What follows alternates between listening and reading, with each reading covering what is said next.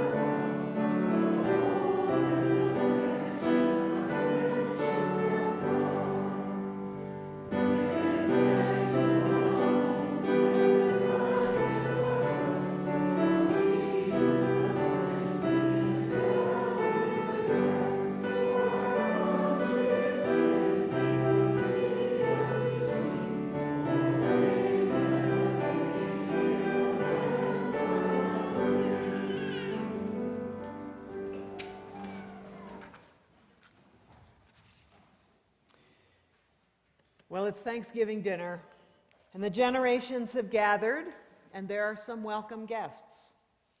Sis's new partner is being introduced to the family. One grandchild brought along his college roommate, an international student. And it's a big family, one branch of which is on a different political or religious or lifestyle path from the others.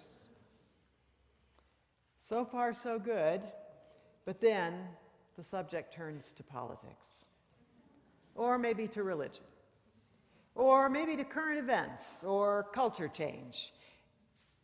Actually, I don't agree with that, someone says, and you can feel the big chill fall on the room. There will be no conversation on this topic. Someone hastily changes the subject. Too dangerous. Mother always said, steer away from politics and religion. So the subject is changed, and peace reigns, except that it's kind of a shallow and unsatisfying peace. These are friends and family, after all. Presumably they actually do want to know each other, including the ways that they're different.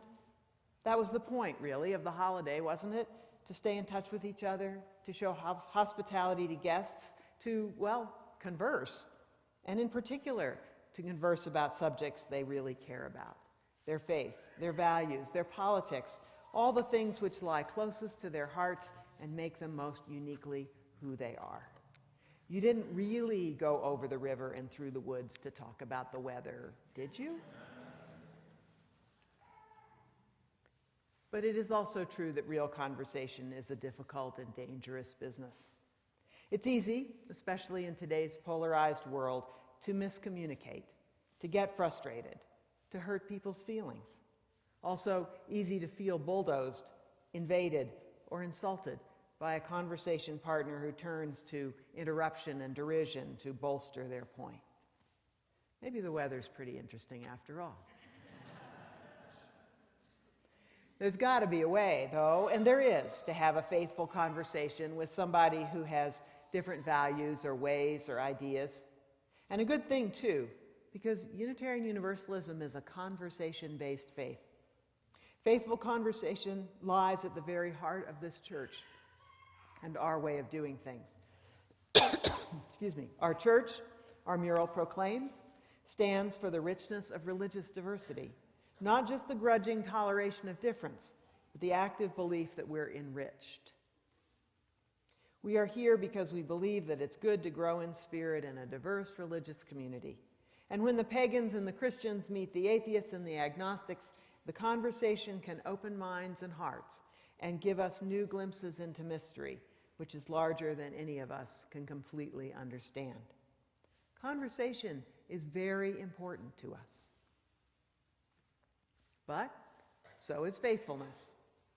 Faithfulness to our own values and beliefs, faithfulness to ourselves and others as persons of worth and dignity. And a faithful conversation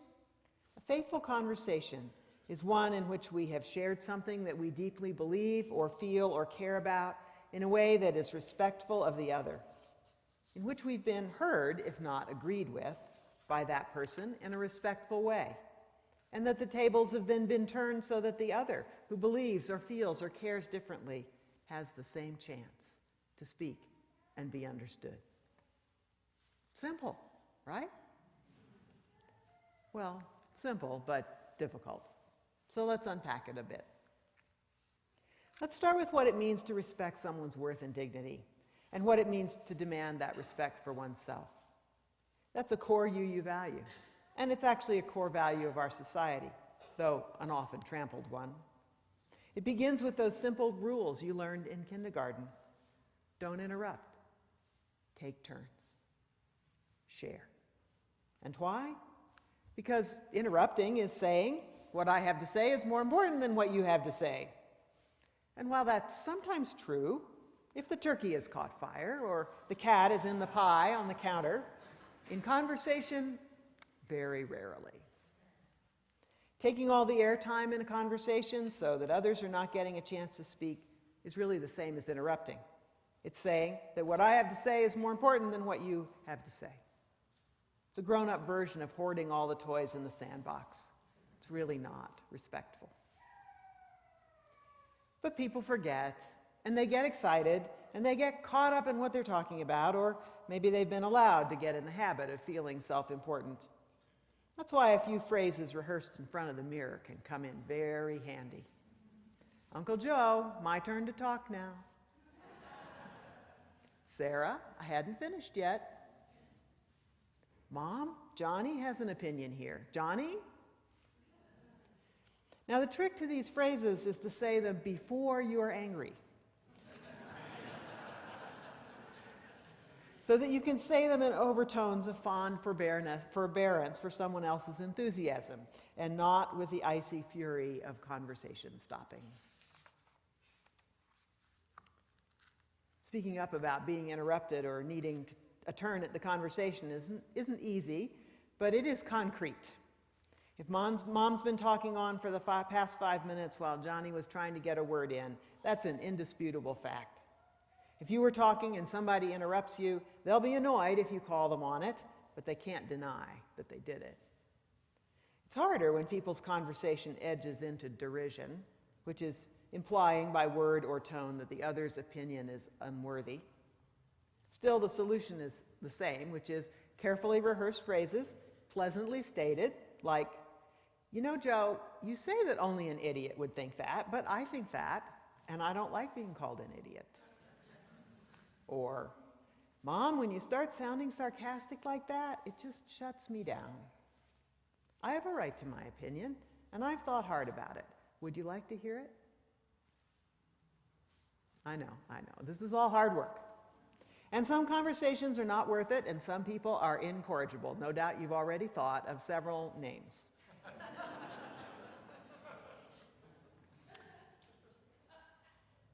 But you have to stick up for yourself and patiently ask for the respect that you deserve. And of course, it goes without saying that the respect you are offering the other. Banish the talk show host from your conversational repertoire. Pay no attention to the conversations you hear in the movies, which are not conversations at all, but alternating comedians or drama kings and queens. It may be entertaining, but has no place at the family dinner table. If you have the habit of interrupting, just break it. Ask for help from people you want to converse with to bolster their willingness to stick up for themselves. Ask your partner to give you the signal. We all have a signal, right? When you've gotten too wrapped up in your own ideas to be polite. You know who you are, and we know you want to respect those around you. This might be the moment to stop and remark that faithful conversations are not always possible. There are people who will not respect your worth and dignity, who will interrupt or dominate or even be verbally abusive, and if the group allows them to, they can ruin any family holiday. That's a matter for a family meeting later to strategize how to manage a beloved but difficult family member, or even a reason to find a new way to celebrate the holidays.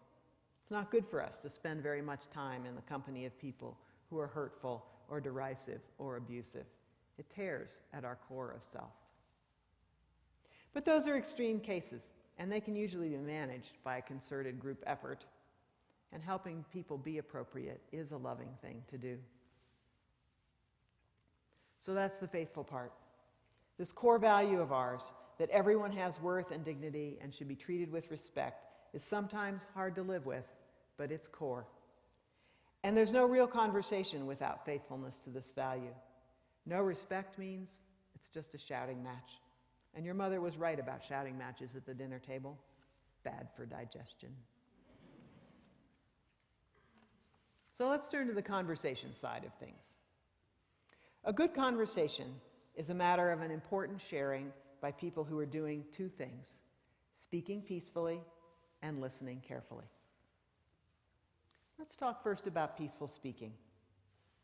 Communication is hampered by psychic static, in the same way that a phone call is hampered by atmospheric static. Static on the conversation line is caused when someone's feelings rear up and keep them from hearing what's being said to them. A most extreme case, have you ever gotten some really frightening news from someone who then tries to explain things to you? Your anxiety about what you've just heard is likely causing so much static in your mental processes, maybe even your physical processes, that you can't follow any explanation.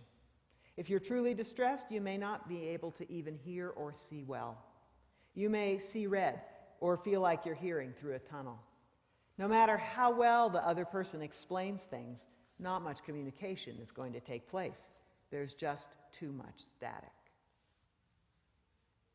In conversation, anger is the big contributor to static on the line.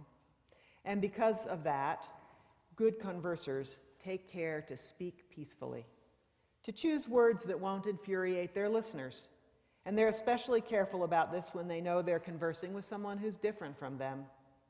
For instance, it's good communication practice to call people by the names they choose for themselves. Call a Muslim a Mohammedan, and only the most tolerant and mature of them will hear another thing you say. It's also important to take care of use in our words, remembering that words have different meanings in different cultures. If I'm an earnest Christian who wants the Jewish person to help me out in some human rights disaster, but call that disaster a Holocaust, I will likely cause static on our lines of communication, because that's such a loaded word for most Jewish people. The media is one of our most effective teachers of communication, and unfortunately, communication in both entertainment and public affairs media gives us the worst possible lessons in peaceful speaking.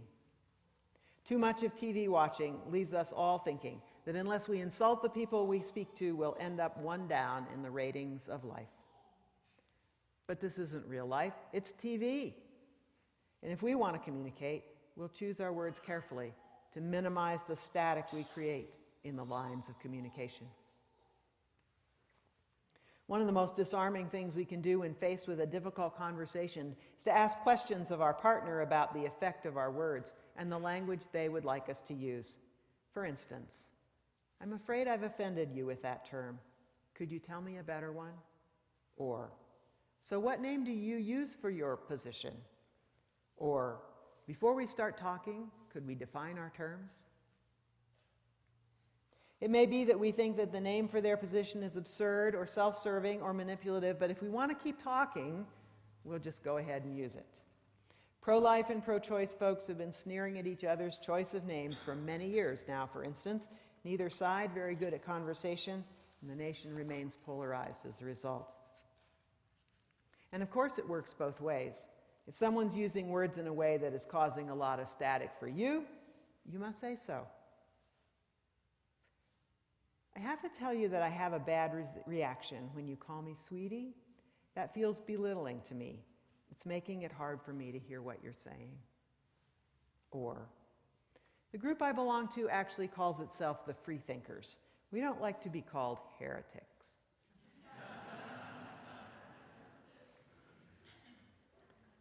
Peaceful speakers will avoid all variety of ad hominem arguments. That is, arguments that are focused on a person rather than on their issue. Attacks on someone's personhood or character rather than on the things they have done or the worthiness of their position naturally makes them angry. And attacks on the personhood or character of someone they admire also ups the anxiety in a conversation. Doesn't make for a good conversation. It's not a legitimate or rational tactic in a debate either. So don't be like the internet commentators. There's another really bad place to learn the arts of conversation. Peaceful speaking is a precondition of good conversations. And then there's listening. Oh, listening. Listening is so simple, and it's also a lifetime skill. It's simple because all you have to do is not do anything else. Like that reading. You don't have to give advice or make judgments or compose fancy speeches or ask questions or anything. All you have to do is listen. Showing you're listening by encouraging smiles or sounds or nods helps, but that's not the hard part for most people. For most people, the hardest part of listening is not talking. So bite your tongue if you have to, gently, of course. Just hard enough to remind yourself that your major task when someone else is speaking is to just listen. And when your partner has made their point, or when you hold up your hand to say, okay, I hear you, my turn now, the first thing you'll do is not launch into your position. The first thing you'll do is to check and see if you understood what they were saying. And the result, you'll be sure that you did understand, and they will feel understood. And feeling understood is the magic of conversation. Give it freely. A good conversation, you see, is not just an I said, he said affair.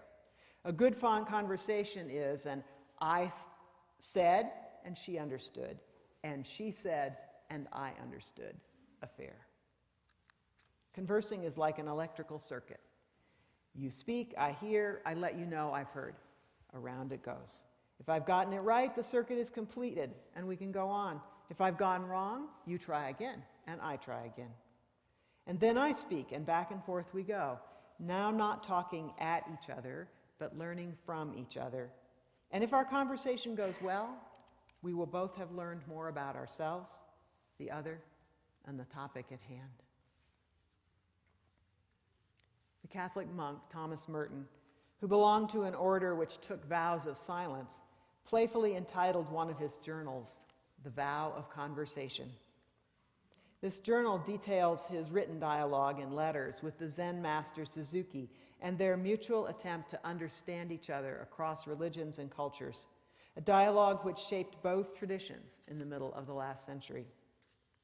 Perhaps we UUs should also take vows of conversation, conversations where we hold ourselves and others to the standards of respectful engagement, peaceful speaking, and good listening. And what a challenge that is. To take part in such a conversation, we must be willing to respect our partner and ask for respect in return. And that respect must include their right to think and feel and believe as they do. And then we must choose our words carefully so as not to create any unnecessary communication static, and then play the role of good listening, carefully checking back with them to make sure that we actually did understand what they mean and that they know it. And what a reward when we do it well. Not only richer relationships and less conflict among family and friends and fellow church members, but the spiritual growth that comes when we can reach out to others and come to understand their ways.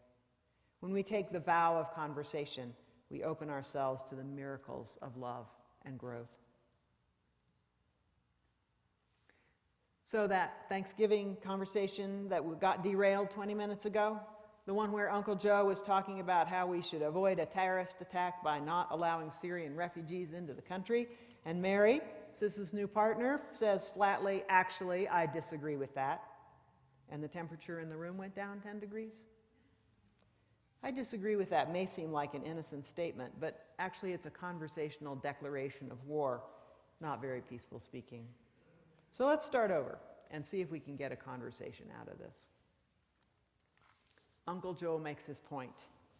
Mary carefully removes her tongue from where she had been keeping it safe between her teeth, and she tries to state what she thinks is Uncle Joe's point of view. You're saying you think it would be dangerous to allow Syrian refugees into this country because they might be terrorists? That's right, says Uncle Joe, pleased to have gotten his point across. Well, of course, says Mary, we want to all avoid terrorism if we can, but I also want our nation to stand up for its values and refuse to help thousands of people because there might be some danger. That's not the American way. I think we should screen people before we let them settle here, of course. Now, Uncle Joe's not a good conversationalist. Most people aren't, as a matter of fact, and so he interrupts at this point. But Mary holds up her hand and asks pleasantly to be allowed to finish. And we wouldn't expect Uncle Joe to be skillful enough to try and restate Mary's point either, and he doesn't. But they've already gotten a lot further than they had before, and this conversation is making them both think. So Uncle Joe is saying now that there won't be an America if the terrorists get their way, and Mary acknowledges that we live in fearful times. But, she says, her fear is a little different. She's afraid we'll do more damage to ourselves by our own fear of terrorists than the terrorists could ever do. Like, she says, looking at Uncle Joe and estimating his age, like how Japanese citizens were put in concentration camps at the beginning of World War II, how fundamentally un-American that was. And it just so happens that Uncle Joe agrees with her on this point, and because she's been a careful listener and hasn't sneered at him, he's willing to give her that one. And then even to remember that there is nothing to fear but fear itself. At the end of the conversation, Uncle Joe's still worried about Syrian refugees, but he has some new things to think about. There has to be a way to help people and still keep America safe, he says, and he and Mary can agree on that. And as for Mary, she's had a chance to really notice the fear that was motivating her new uncle's early words, to notice her own fears, and to learn from both. And now, time for the pumpkin pie. And as she and Sis drive off over the river and through the woods, Sis muses that she saw a side of Uncle Joe that she had not known before, and that overall, it was a great Thanksgiving.